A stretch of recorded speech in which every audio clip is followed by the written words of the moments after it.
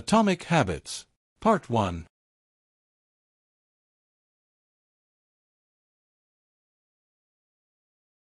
Omicron. In the final day of my sophomore year of high school, I was hit in the face with a baseball bat.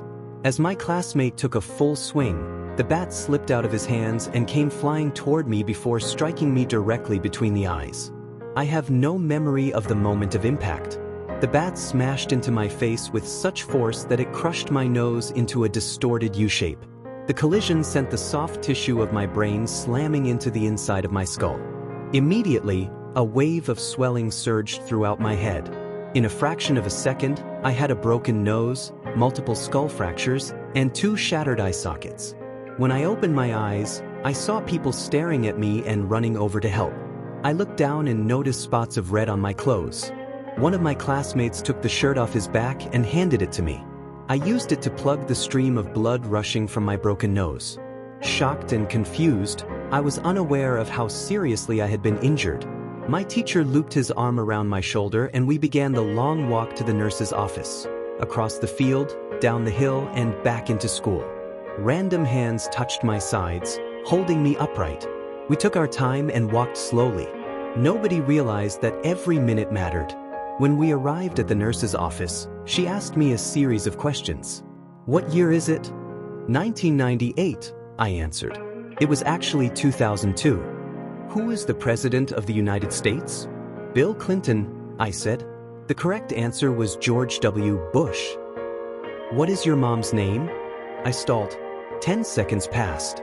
"Patty," I said casually, ignoring the fact that it had taken me 10 seconds to remember my own mother's name. That is the last question I remember. My body was unable to handle the rapid swelling in my brain and I lost consciousness before the ambulance arrived.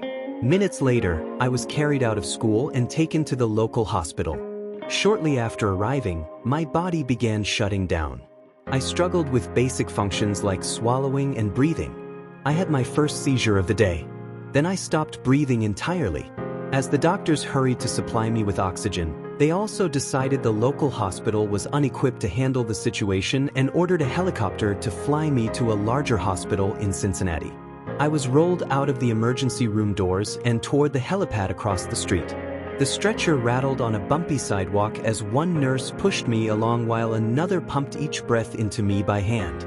My mother, who had arrived at the hospital a few moments before, climbed into the helicopter beside me. I remained unconscious and unable to breathe on my own as she held my hand during the flight. While my mother rode with me in the helicopter, my father went home to check on my brother and sister and break the news to them. He choked back tears as he explained to my sister that he would miss her 8th grade graduation ceremony that night. After passing my siblings off to family and friends, he drove to Cincinnati to meet my mother.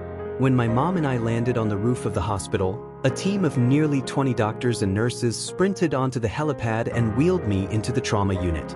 By this time, the swelling in my brain had become so severe that I was having repeated post-traumatic seizures.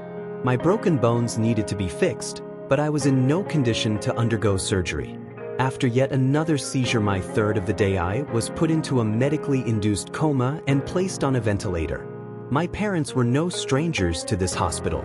10 years earlier, they had entered the same building on the ground floor after my sister was diagnosed with leukemia at age 3. I was 5 at the time. My brother was just 6 months old. After 2.5 years of chemotherapy treatments, spinal taps, and bone marrow biopsies, my little sister finally walked out of the hospital happy, healthy, and cancer-free. And now, after 10 years of normal life, my parents found themselves back in the same place with a different child. While I slipped into a coma, the hospital sent a priest and a social worker to comfort my parents. It was the same priest who had met with them a decade earlier on the evening they found out my sister had cancer. As day faded into night, a series of machines kept me alive. My parents slept restlessly on a hospital mattress. One moment they would collapse from fatigue, the next they would be wide awake with worry. My mother would tell me later, "It was one of the worst nights I've ever had."